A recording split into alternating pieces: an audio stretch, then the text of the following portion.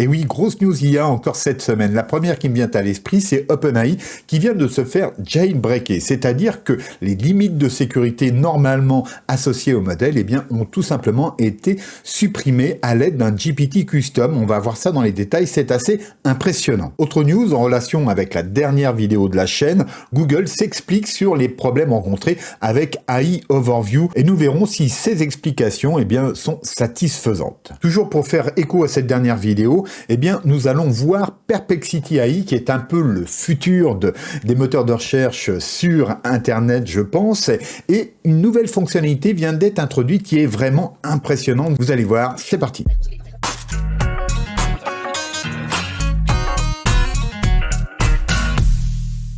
Oui, il faut passer du temps sur ces prompts pour les rendre le plus efficaces possible et c'est un travail que je fais quasi quotidiennement. Cependant, il semble que certains passent aussi beaucoup de temps, mais pour d'autres raisons, surtout, je dirais, pour hacker un peu le système et c'est le cas.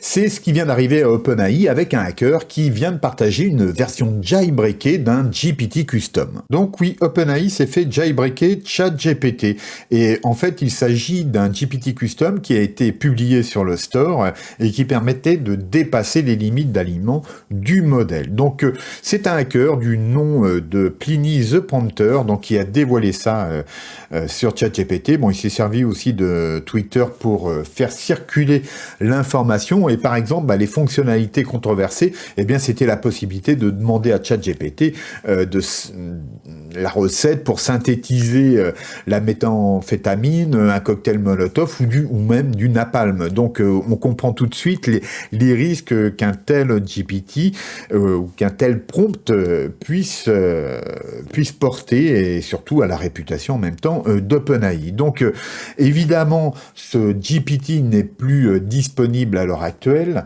et franchement pour m'être renseigné un petit peu c'est un simple prompt apparemment qui a servi ça en utilisant voilà des biais on va dire psychologiques entre guillemets qui permettent donc de faire à OpenAI ce qu'il n'est pas censé faire. Alors la réaction a été assez immédiate, donc la réaction d'OpenAI a été assez immédiate et donc bon ils ont purement et simplement dans un premier temps supprimé ce GPT et puis ensuite évidemment ils vont travailler à la sécurité du modèle et comme vous le savez ça arrive juste au moment où donc le précédent responsable a quitté OpenAI pour aller à la concurrence chez Anthropic et donc voilà ben ça fait du travail pour ce nouveau comité de sécurité chez OpenAI.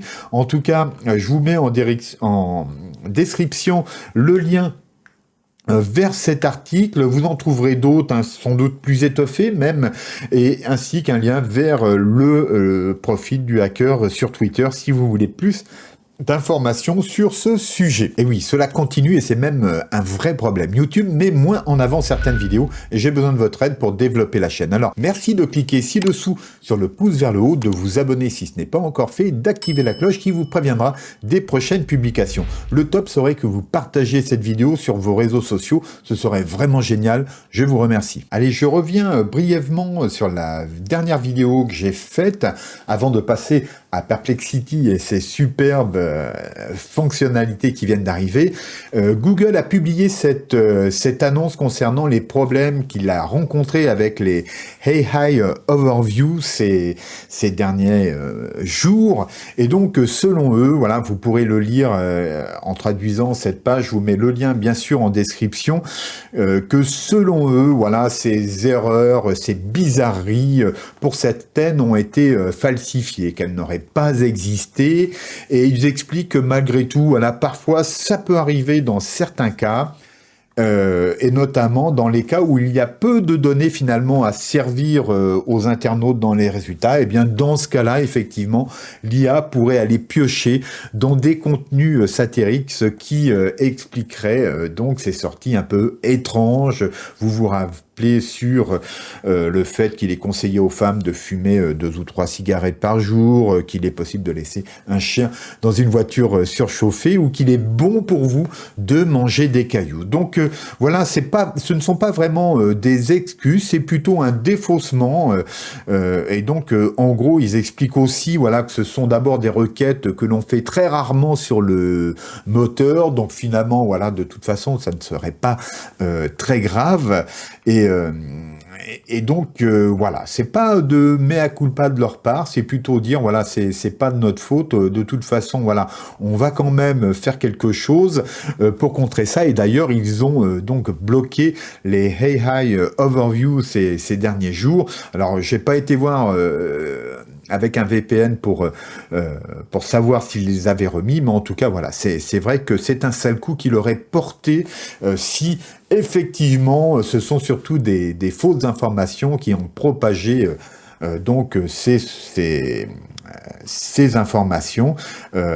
Personnellement, moi, j'ai pas été témoin de ces failles de leur IA sur le moteur de recherche, mais voilà, si vous-même vous en avez eu, ça m'intéresse, ou qu'est-ce que vous en pensez?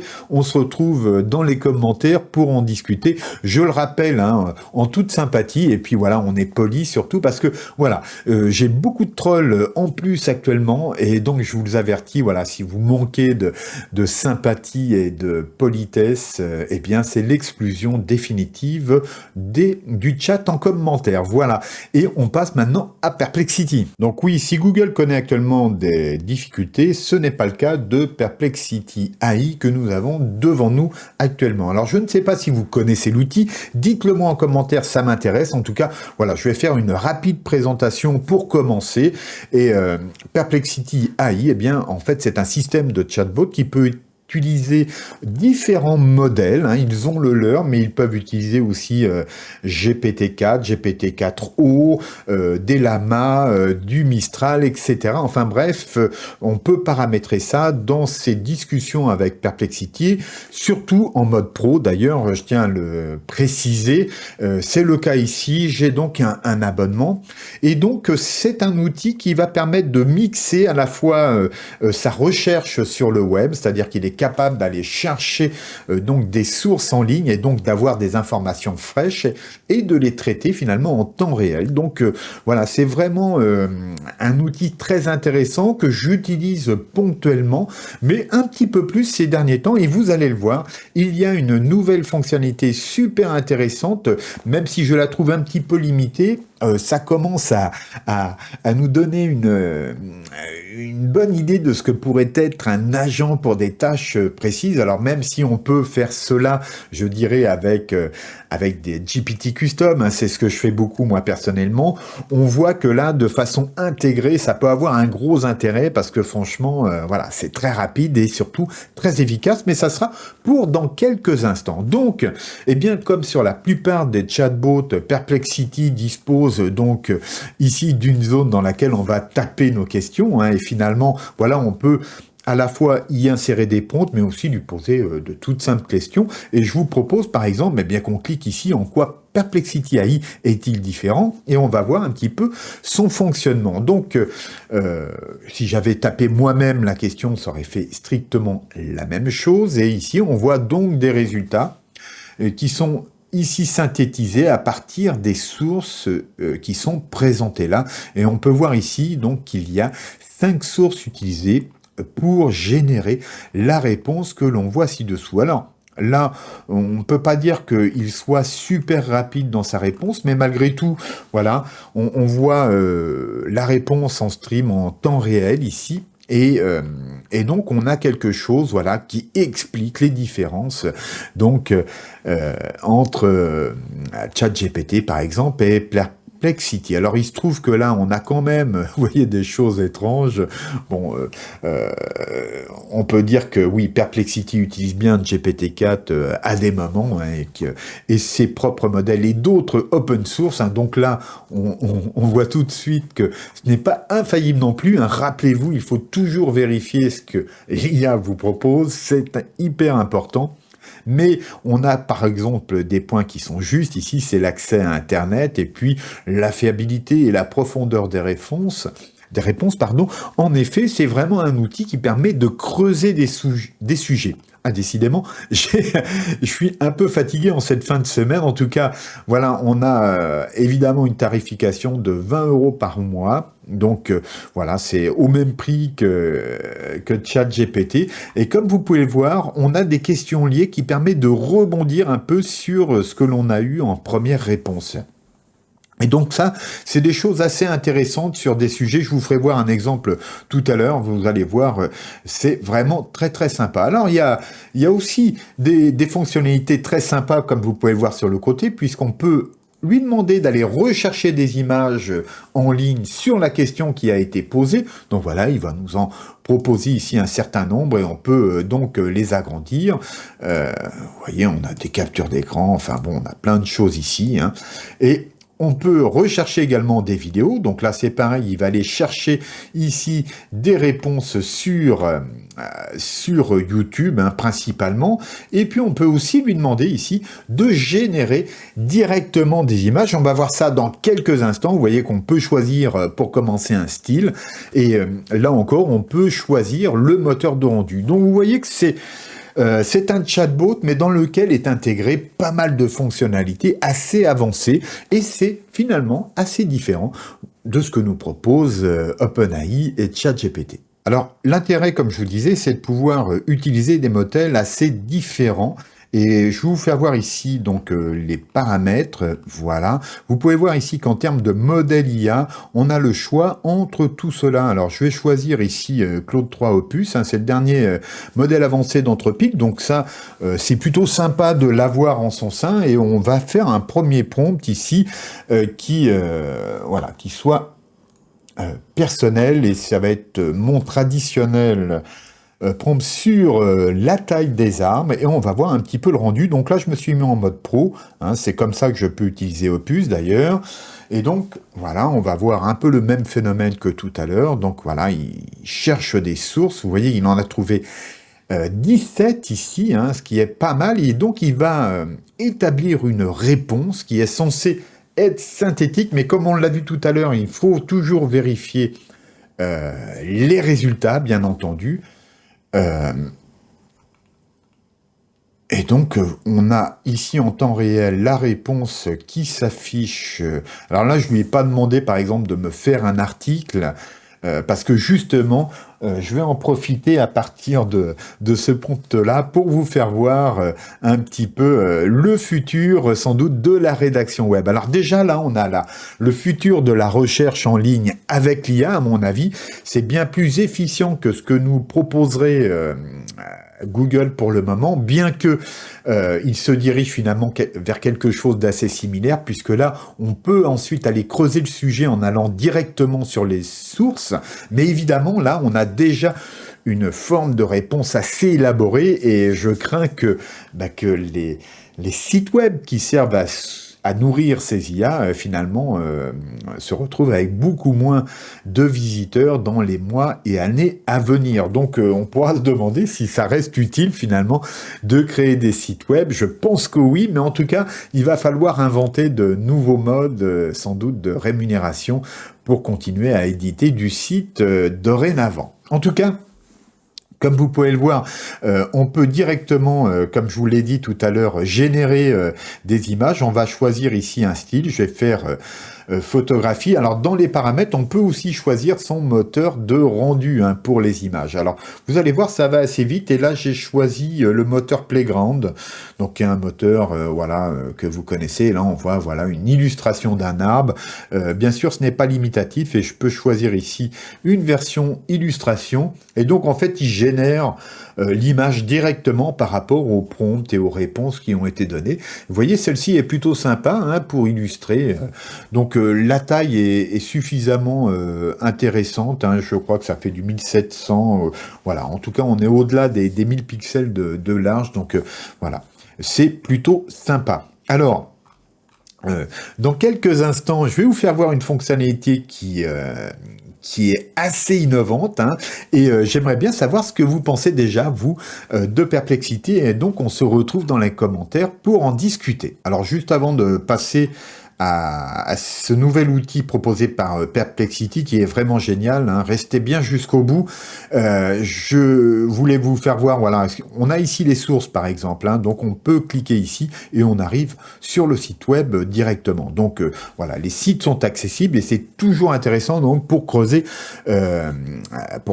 un sujet. On a ici la possibilité aussi de partager une discussion, hein, vous obtenez le lien. On a aussi la possibilité évidemment de lui faire réécrire si cela ne nous convient pas. Évidemment, on a un petit bouton de copie et puis ici on peut modifier la requête au besoin. Enfin ici on peut voir l'ensemble des sources en cliquant ici et on peut aussi évaluer la réponse obtenue. Et là on nous rappelle et bien donc la version du modèle ou le modèle qui a été utilisé ici pour la réponse. Alors on ne peut pas le changer en cours de chemin comme vous pouvez le voir, mais voilà, il suffit d'aller dans les paramètres pour le faire et puis de réitérer sa demande. Et enfin, ce que nous avons vu tout à l'heure, voilà, on a des questions liées qui sont très utiles en fait pour pouvoir explorer le sujet et se donner des idées de création de contenu. Par exemple, c'est vraiment un super outil, je vous assure. Voilà, ne négligez pas Perplexity. Alors maintenant, ils ont sorti une fonctionnalité il y a 2 ou 3 jours qui est vraiment très sympa, vous allez voir, c'est ce bouton-là, convertir en page. Donc tout d'abord, je vous fais voir l'annonce de Perplexity sur cette nouvelle fonctionnalité. Donc vous voyez que ça date du 30 mai, hein, c'est tout récent.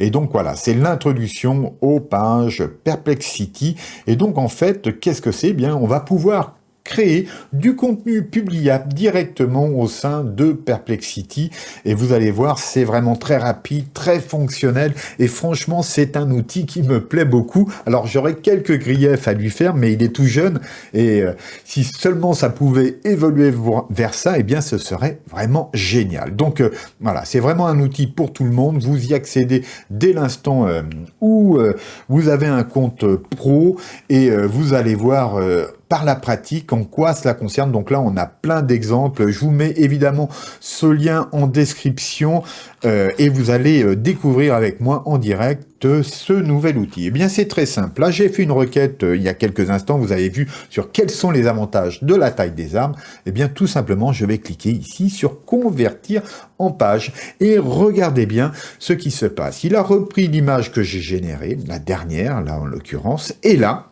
vous pouvez voir qu'il est en train d'écrire tout seul un article dont on peut voir ici déjà le plan, c'est-à-dire qu'il sait déjà ce qu'il va faire, et là en temps réel, eh bien nous voyons s'écrire un contenu sur donc quels sont les avantages de la taille des arbres, et vraiment c'est superbe. Vous allez voir, on a encore quelques instants à attendre, donc à chaque fois, vous pouvez le voir que les sources sont citées, que le plan est suivi conformément à ce que l'on peut voir ici depuis le début, que finalement, tout dépend bien sûr des sujets, mais que voilà, c'est bien étayé, et comme vous pouvez le voir, notre page, le premier jet de cette page est à présent terminé, mais nous pouvons, pourquoi pas, ici, ajouter un média. C'est-à-dire que là, vous voyez qu'il est parti rechercher des images, parfois ça pourrait être une vidéo qui vient ici se loger au sein de cette section d'articles. Et comme vous pouvez le voir, il est tout à fait possible ici de rajouter des informations ou d'ajouter une section à n'importe quel endroit de cette page. Donc ça, c'est ce que chez Perplexity, ils appellent les pages. Et donc, c'est quelque chose que l'on va pouvoir déjà voir ici en aperçu. Quand je clique, là, on la voit telle que quelqu'un d'autre pourrait la voir ici. Donc voilà, je vais recliquer sur continuer de modifier, c'est-à-dire que là on peut à nouveau éditer cette page, mais on peut aussi la publier. Et la publier, en fait, ça va consister à partager le lien, bien sûr, mais comme on peut le voir, on peut aussi la partager sur Twitter, sur WhatsApp ou sur Facebook pour l'instant, et bien entendu, le lien vers ce contenu qui s'affiche ici, eh bien, est mis ici dans le presse-papier. Franchement, je trouve ça excellent. Il y a quelques reproches sur lesquels je vais revenir là dans quelques instants que je vais faire. Mais vous voyez, si par exemple je souhaite... je reclique ici sur modifier la page. Si je souhaite insérer ici une section, eh bien, là, je vais rajouter une section, la greffe et la santé des arbres. Voilà. Je fais un petit plus et là, eh bien, il va me créer de toutes pièces une nouvelle section. Alors, ça nécessite évidemment une recherche de nouvelles sources, ce qu'il a fait, et il m'écrit donc quelques paragraphes dans cette section, et vous voyez que là, à partir de maintenant, eh bien, je peux étoffer d'autres contenus et le faire un petit peu à mon image, et donc, évidemment, comme vous pouvez le voir, on a un nouveau titre qui est venu ici s'insérer, et bien entendu, si je le souhaite, ici, je peux insérer un média. Donc voilà, il est parti chercher un média qui va venir illustrer cette section. Alors, qu'est-ce que vous en pensez de cette fonctionnalité? Je suis très intéressé de le savoir. Et puis là, je vais vous donner un petit peu mon avis. Donc, je vais vous donner ici mon avis sur cette fonctionnalité, cette nouvelle fonctionnalité page de Perplexity. Je trouve ça, personnellement, vraiment super. Là, je vous fais voir la page telle que n'importe qui la verrait. Donc voilà, avec ce menu, on peut naviguer, n'importe qui peut la partager, etc., copier le lien. Je ne sais pas si ça sera référencé par Google, c'est vraiment une expérience intéressante à faire. Et moi, j'aimerais bien que ça évolue un petit peu dans certains sens. Par exemple, ce que j'aimerais ici, voilà, c'est que en mode édition, ici, eh bien que je puisse ici modifier mon titre, parce que j'aurais intérêt à le faire dans pas mal de situations. J'aimerais aussi beaucoup pouvoir copier le résultat de cette fonctionnalité pour pouvoir le publier sur un de mes sites. Là, évidemment, c'est possible, mais ce n'est pas idéal non plus, et j'aurais bien aimé, par exemple, voilà, qu'il me soit possible d'ajouter ici des médias, mais qui soient générés par IA.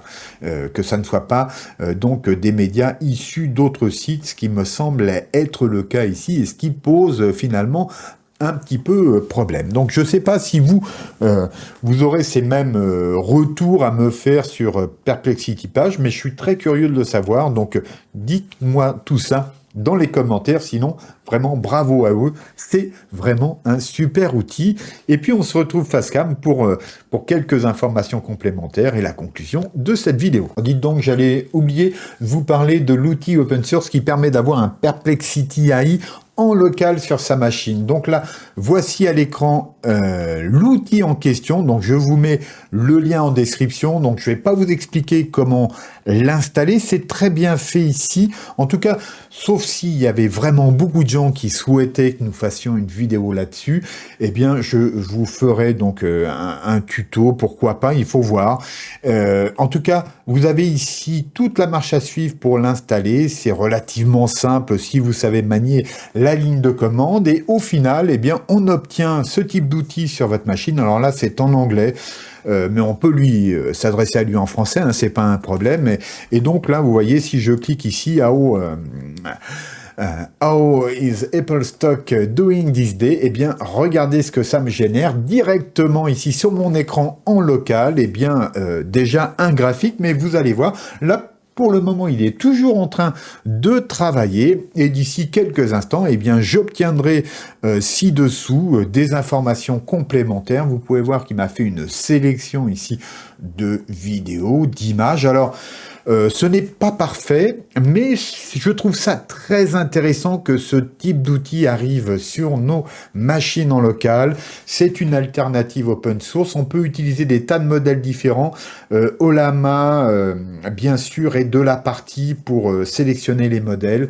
On peut utiliser aussi du chat GPT-4 si on veut. Enfin, on fait un peu ce qu'on veut. C'est le principe de l'open source. C'est assez génial. Bref, je vous mets le lien vers ce super outil en description, et puis dites-moi en commentaire si ça vous intéresse que l'on aille plus loin. Vous avez vu, Perplexity, c'est vraiment un super outil. Je l'utilise un peu plus ces derniers temps, mais j'ai toujours besoin de ChatGPT qui vraiment le surpasse sur plein de points, surtout lorsque l'on sait travailler ses prompts. Et donc, j'aimerais bien avoir votre avis sur cet outil, si vous-même vous l'utilisez déjà, et si vous avez d'autres avis que le mien, ça m'intéresse beaucoup. Alors ceci dit, je pense que je vais y regarder de plus près ces prochaines semaines, et donc il y aura 2 prochaines vidéos sur l'outil, et je vois qu'il évolue quand même avec des innovations très intéressantes, notamment cette fonctionnalité page, même s'il y a des petites limitations pour le moment que j'aimerais bien voir dépasser, parce que là ça deviendrait réellement utile. Alors sinon, voici ici des vidéos qui vous permettront d'aller plus loin sur le sujet de l'IA,